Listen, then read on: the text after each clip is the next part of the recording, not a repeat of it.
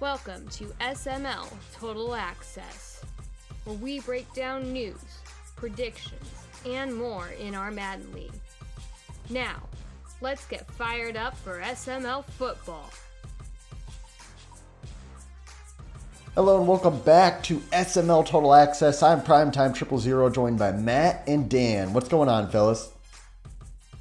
Not too much. This is 2 in a row. We're doing pretty well here so far in this season for TA. Doing well, man. Yeah, we are. And hey, there's a big game following us, so let's get this done and let's get some popcorn and get in our recliners and watch the big game tonight. Yeah, big game coming up. We'll talk about that soon. Let's go first down here on our show.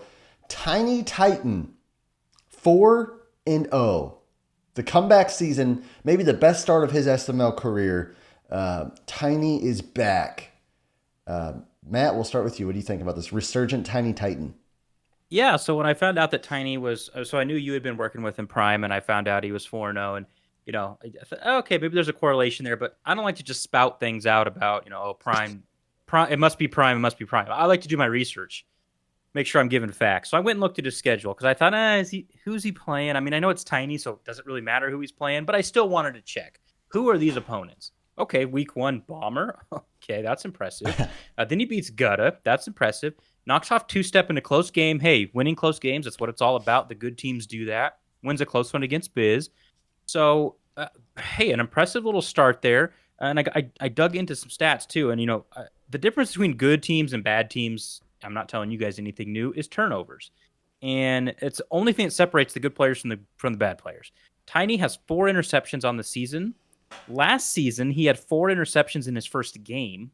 Wow. And he had 13 in his first 4 games. So at this point last year, he had 9 more interceptions thrown than he does now, and he was 0-4. That's the difference, baby. Whatever he's doing, he's not throwing picks. Dan? Yeah, no, I think you hit the nail right in the head. I mean, that really is as simple as it comes down to. It's just dumb mistakes versus not making those mistakes. But hey, I also want to keep, again, I give Prime a hard time for a lot of different reasons, but he's now, hit a home run with Gutta last season, and it kind of looks like he's hitting another home run with Tiny here. I mean, say what you want about what Prime's doing or how little he's saying or what he's saying. I know there's a little chatter about that, but he's doing something, and the magic is there, and man, I'm excited to see what Tiny can do. The SML, again, certain guys out there, the SML is better when they're in the hunt. And Tiny is one of those guys. And so, man, I'm excited. I'm hoping he keeps this up. Yeah, I do want to address that a little bit, and then I do want to focus this more on Tiny. But I did get attacked in chat about some of the stuff I say or don't say. And in my opinion, when you have a guy who struggles, less is more. Keep it simple. I think a lot of guys who are really good at Madden try to teach, what a compound sentence is before they teach the ABCs. And sometimes just keeping it simple and giving the guy belief and confidence is what all they need. That's all they need. It's everyone's very close in talent in this league. And hats off to Tiny. He's doing a lot of the stuff that I was hoping he was going to be doing, and he's playing good football. He's 4-0. I play him next. It's going to be a tough game, but overall, I'm really happy with what I'm seeing from Tiny Titan, 4-0, and I think he has a chance to. I think he has a chance to make a run to the playoffs this year. I'd really like to see that happen. I did say he's going to get to 7 wins this year. He's already over halfway there, so we're going to get him to 7 wins, and we're going to try to push him to the playoffs. I'd really be proud of that. So we'll see. Second down. Speaking of playoffs. NFC, so we're still in the NFC here. Who's more likely to make a run in the NFC right now?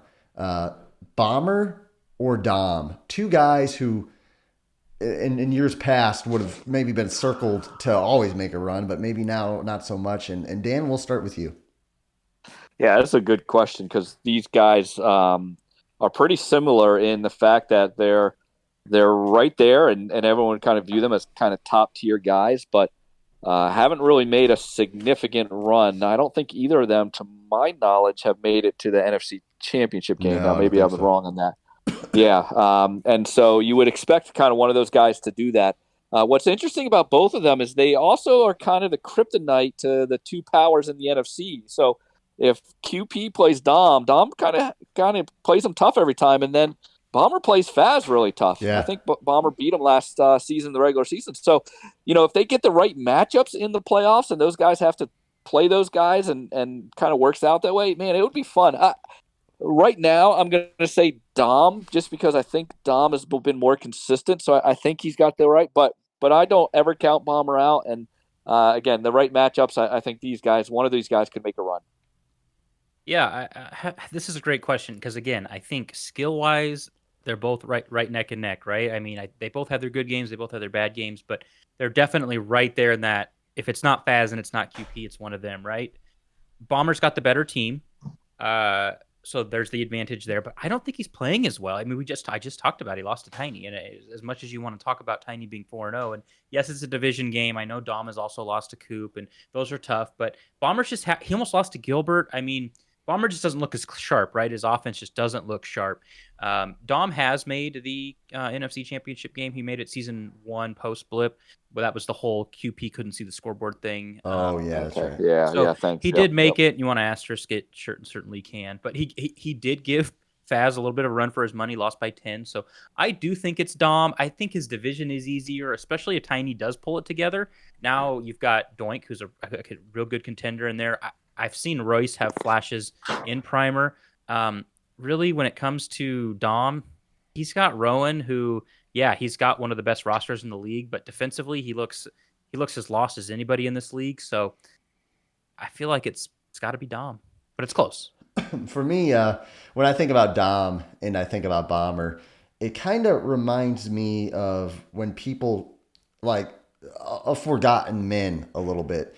And in a way, people get on this like plumber rant about how certain guys aren't that great because they remember or they see what they see like a diminished version. And I feel like that's what, like, for example, let me just explain. Like for AJ, for example, he sees Bomber and AJ just joined the league and Bomber missed the playoffs last season. He's losing to Tiny. In AJ's eyes, Bomber is not a great player. Or maybe in Gilbert's eyes, Dom just kind of an average guy, Dom's average. Or in Scoob's eyes, RD is just an average guy, fringe playoff guy.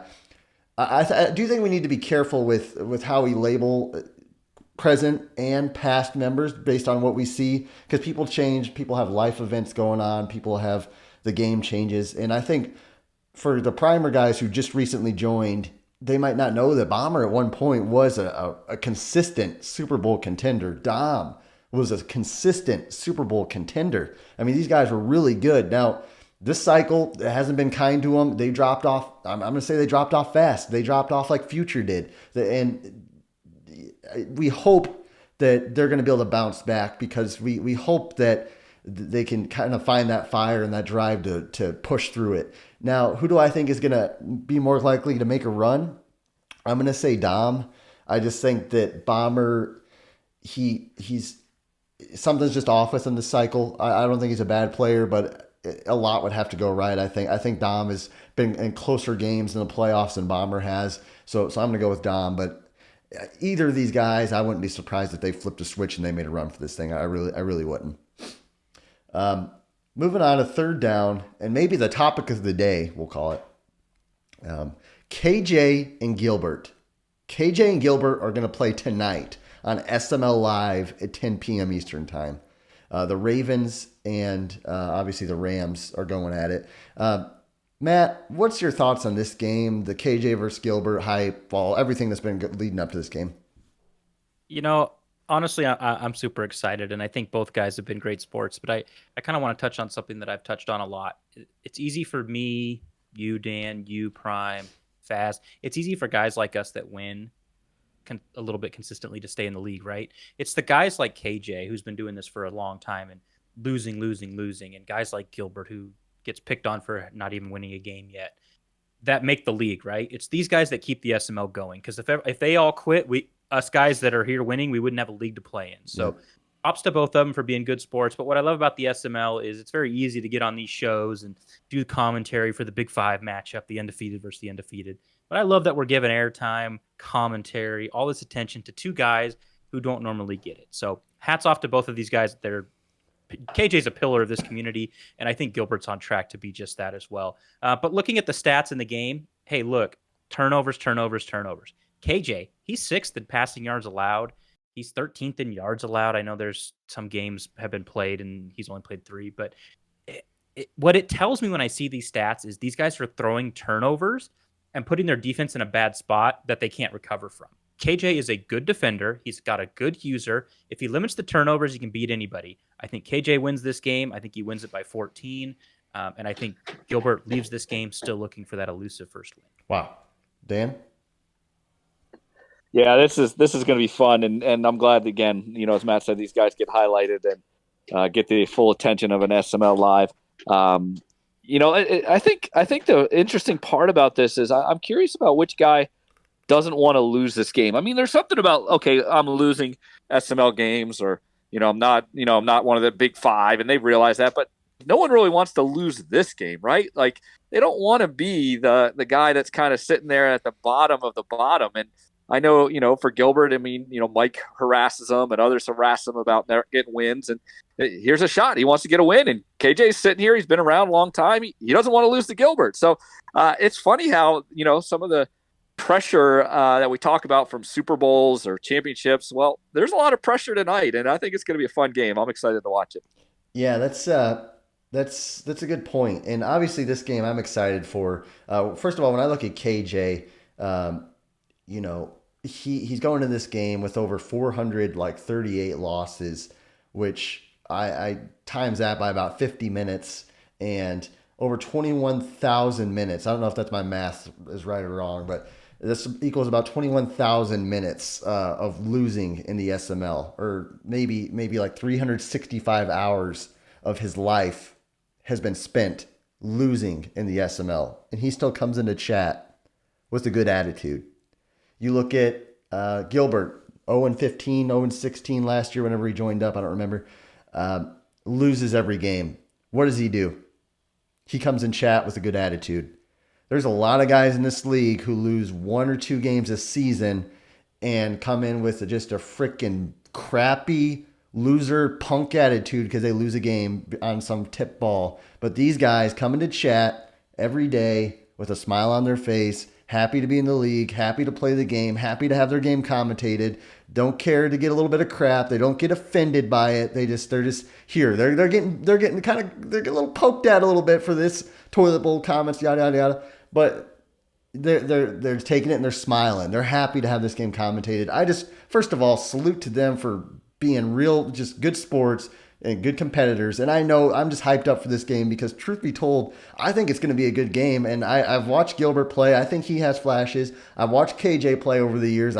KJ's not that far off, and maybe that's the guy I'll work with next. But listen, I think it's going to be a good game. I do think KJ is going to win it, but I think it's going to be close. And man, how cool would it be to have Gilbert down by 4 points with the ball, with the chance to win with 2 minutes left? I would love to call that game, and I'm glad we're getting it on the show. Oh, you're missing the best call though. Wouldn't the best call be a tie? No, that'd be cool too. That'd be cool too. Yep. So 4th down. Let's spread the love. Dan, who are you spreading your love on? Yeah, I'm just kind of looking around the league. It's still early, and we mentioned Tiny, and that's an easy one to spread the love. But I want to go over to one of my good old boys, one of my Warzone buddies, and I'm looking at Finns. Finns, hey, you're top of your division right now. I know you're only 1-3, and many people would look at that as not a successful start. But it doesn't matter about whether you're 1-3 or you're 4-0. It's the fact that you're sitting there and you're top of your division, and now you got a chance to play Noel this next game. I know he's been a little bit your kryptonite all year, but hey, this is a chance. This is a moment for you to take a hold of a very winnable division, and you can actually make the playoffs. And so, bud, man, I'm pumping you up because I'm expecting a big victory out of you. Go ahead and win that AFC North. Wow. Good. That's good. Yeah, good one, Dan. I know I just beat the holy living crap out of Finn, so I'm rooting for him. My first spread the love, I got 2 of them here. My first one is PJ. You probably don't listen, and maybe you do. I never met you. I've never spoken to you. It's been 3 years. It was brought up in chat. I got a little out of character, a little out of control. I'm over it. I apologize. We're the Drew Lock, J.C. Jackson trade with Dan and Matt 21. I'm burying the hatchet right here. Wow. So my second one, though, is someone who's actually in the league, and that's AJ. I don't know if I've shared the love with him before. I know he's been talked about as the next big thing, Thank you. and Prime does see talent. He knows talent when he sees it. And him and I played last advance, and I won 35-28, but it was back and forth. I pulled away. I kept thinking I was pulling away from him, but whether it was his offense or his defense, he kept me close. Really, at the end of the day, he just didn't have an answer for the speed on my team, with Waddle going crazy. But what I liked about AJ was he had an identity, right? If you go back, if you were watching my stream, I said a couple of times, "Oh, I haven't seen that play before. Oh, that's a new one. That's unique." He didn't come in trying to be somebody else, and I really respect that. I saw a lot of new plays, and I have to be ready for next time that I've never seen anybody else run. They were effective. They were good, and I think I'm going to be watching out for what team AJ gets next cycle. If it's halfway decent, I think he's going to be a force. Yeah, no, I love it. Hey, can you share some of those plays? Because I play AJ later tonight. Absolutely not. For me, I'm going to say this, and maybe it's a stunner to some. I'm spreading the love to Monty. Now, I know that early at post blip, he beat me in the AFC Championship game, and after that, the hate flowed, and maybe he said a lot of things, and I didn't say too much. No, I haven't lost to him ever again, but regardless, he's getting whooped up on by Dump right now at like 49-10, and he's dropping to 1-3, I think. He missed the playoffs last year because Bean told him that he was in, pretty much. Just like Bean said that there's 15 interceptions limit, and Bean said this, and Bean's a liar. But he is. Bean is a straight up liar. I want the record to know that he is a liar. He's a lying scumbag. But outside of that, I like Monty.